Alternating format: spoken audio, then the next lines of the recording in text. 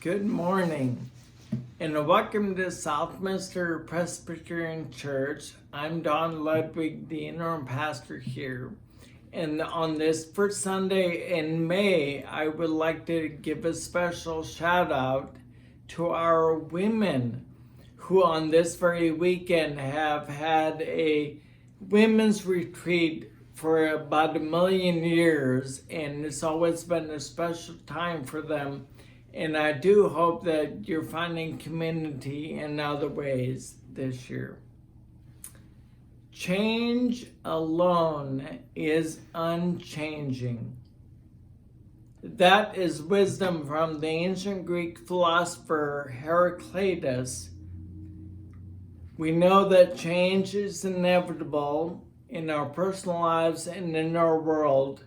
And whether we like the change we're dealing with or we hate it, we know at least intellectually that change is constant.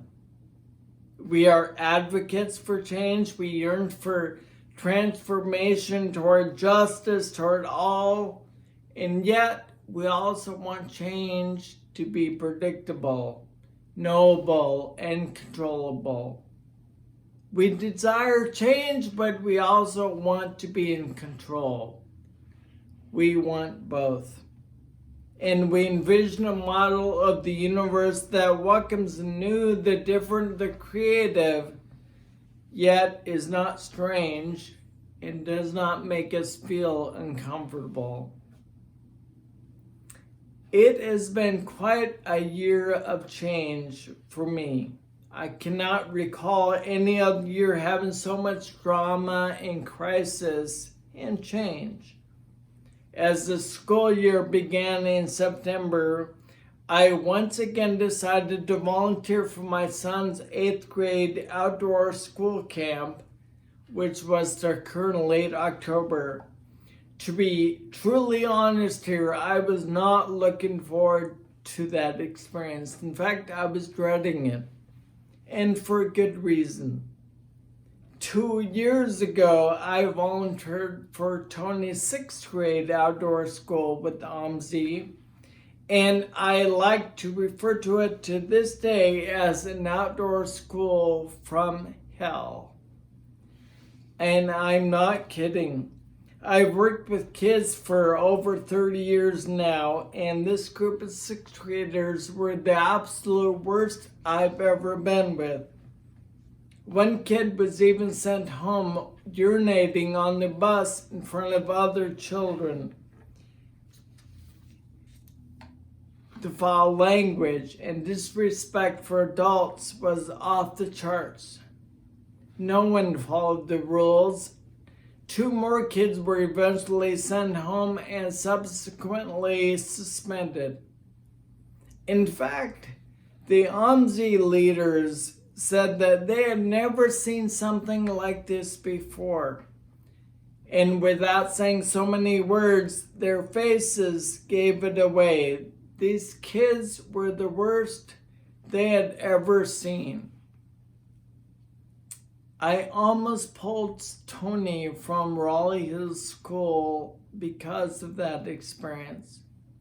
So this brings us to this last October.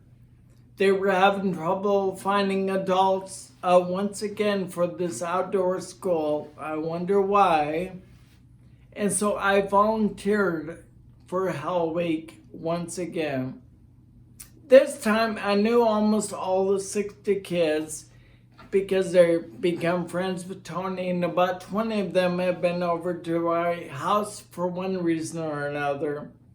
Still, I was bracing for the worst. And then it happened. I could not believe my eyes. I could not believe that these were the same kids from 2 years ago. Something dramatically changed. I've never felt so respected and appreciated and included as I did with this group of students. My cabin of 10 boys went out of their way to be helpful and resourceful and encouraging to me. The OMSI camp leaders even said 2 of them with the same leaders on their trip 2 years ago. They even said that this was the best group that they hosted that year. In 2 years' time, this group of kids transformed from the worst to the best. Today is the fourth Sunday of Easter. As Easter people, we are called to break down the self-constructed walls and delusions and doubts that we might have, and to believe in transformation, to believe that it is possible. Our Christian way is all about transformation. From the time when Jesus taught in the synagogue, as we looked at last week, as he began to bring good news to the poor, as he proclaimed freedom to prisoners and released the oppressed, Jesus declared that transformation is possible. Breaking down social barriers, forgiving our enemies, loving without limit, and even the ultimate story of resurrection is all about transformation.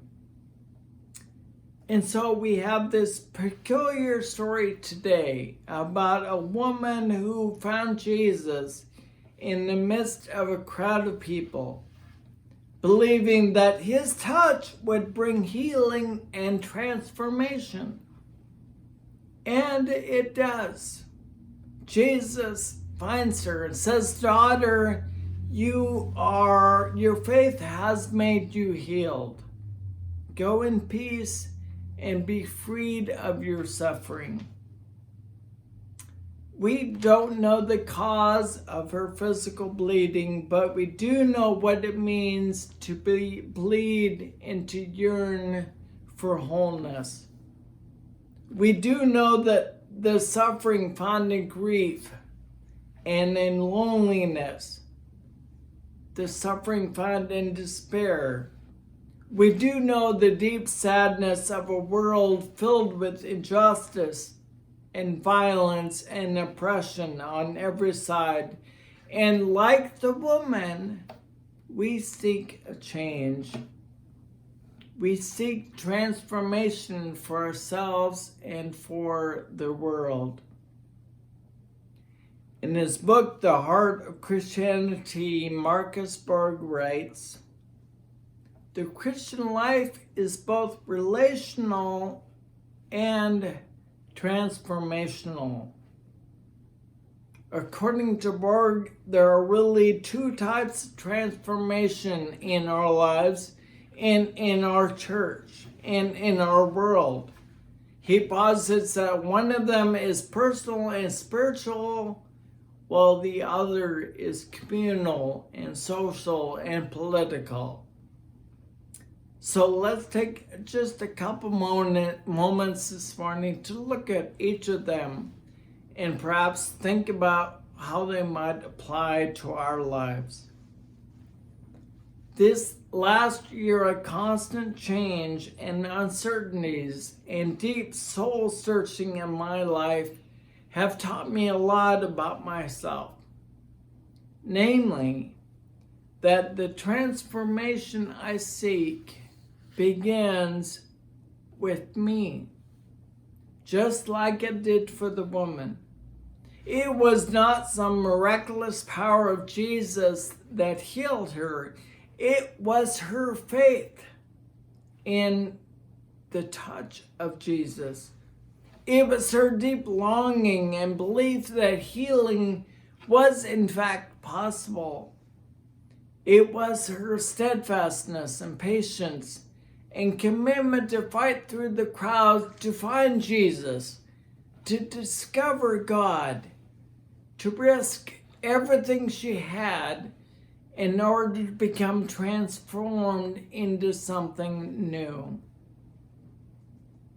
Perhaps now is the time for us to make personal transformation a priority.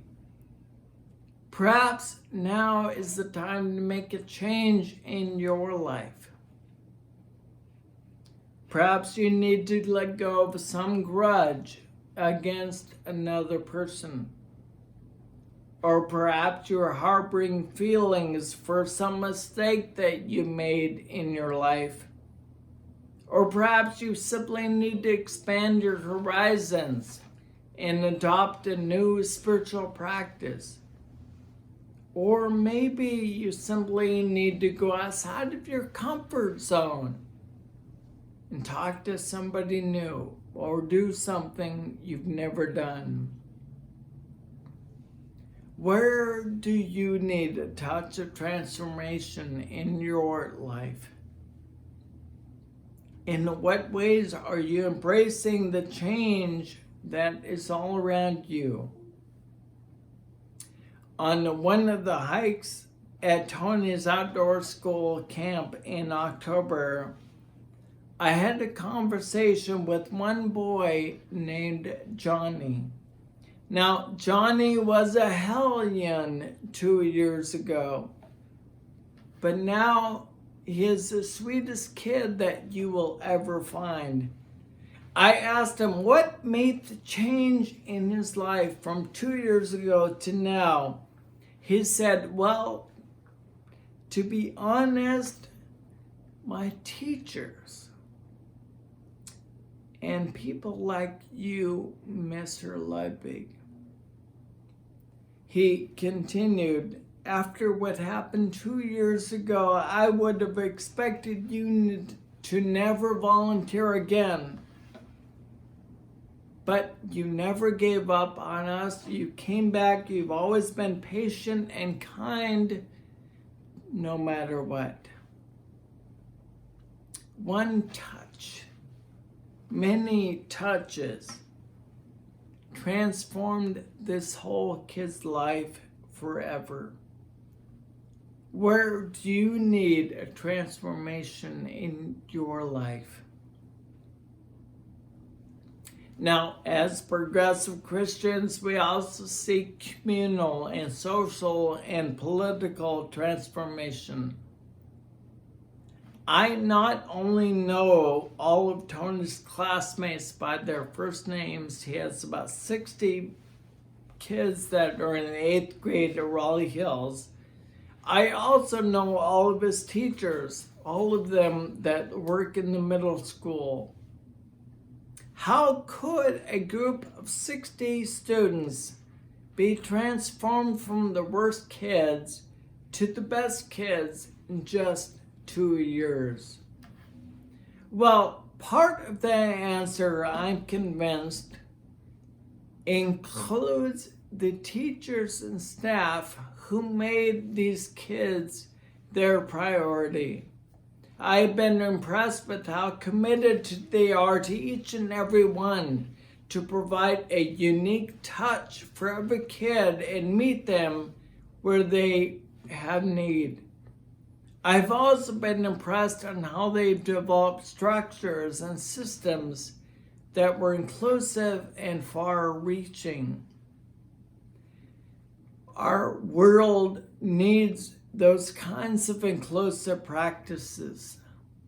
We need far-reaching change in structures and systems. Some have suggested that the social and political landscape of America is beyond repair. And maybe it is. But we won't know if we lack faith. What I do know is that if we had given up on that group of 66th graders, most likely they would have remained unchanged today. You probably have heard the story of the Chinese farmer and the son. They go out into the mountains looking for wood, and they find a stallion and they capture it. They take it home and the whole village comes to see their wonderful horse. the people of the village congratulate the farmer in his good fortune, but the farmer simply says, maybe good fortune, maybe not. One night, the stallion escapes. The people of the village all come to console the farmer about his misfortune. And the farmer only says, maybe bad fortune, maybe not. A few days later, the horse returns with many other horses. This poor farmer now has many horses, and so the villagers come to praise him for his good fortune. But the farmer says, maybe good fortune, maybe not. Later that month, the farmer and his son are breaking the horses when one of them throws his son off his back, and the son now has a broken arm and cannot work the horses. He may not even be able to work the horses for the rest of the season, and the farmer simply cannot do it by himself. And so the villagers come to the farmer to offer their condolences. And the farmer says, maybe bad luck, maybe not. And finally, a few weeks later, the emperor's soldiers come to the village to conscript the young men of the village to serve on the front lines of war. The farmer's son is passed over because of his broken arm. The villagers come to share with the farmer in his good fortune, but the farmer would say, maybe good fortune, maybe not. Being passed over from serving on the front lines of war because of a broken arm.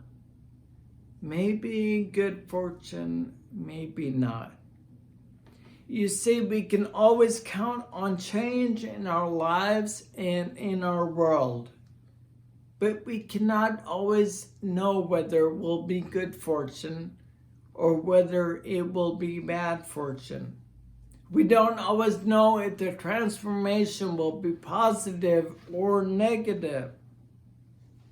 But staying in the place of openness, of not knowing for sure what will the outcome be, yet still moving forward, is what faith looks like. It is the kind of faith that trusts.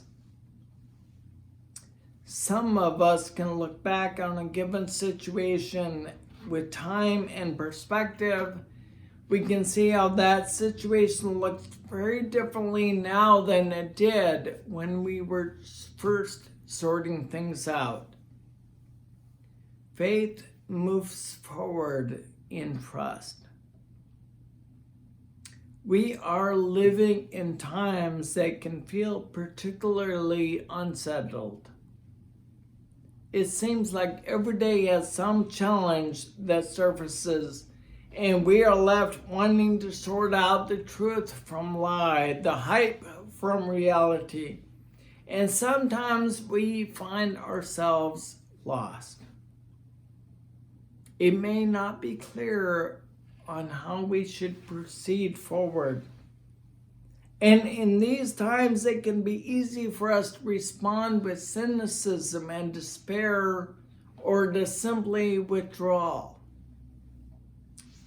But my friends, it is at these times when our lives are most out of order that we need to find something larger than ourselves to believe in. It is perhaps in these times that we can now find our way through the crowds and touch the cloak of Jesus and be healed. Heraclitus reminded us change alone is unchanging. Yes. But change, as scary as it might be, can be a source of Christ's touch of transformation on our lives and on our world. And for that reason only, I am learning to welcome change. Just like my son's group of 60 classmates at Raleigh Hills, and like his friend Johnny, just like the woman who fought through the crowds to receive Jesus' touch, we can be transformed too. And by God's mercy, it will be our good fortune. Amen.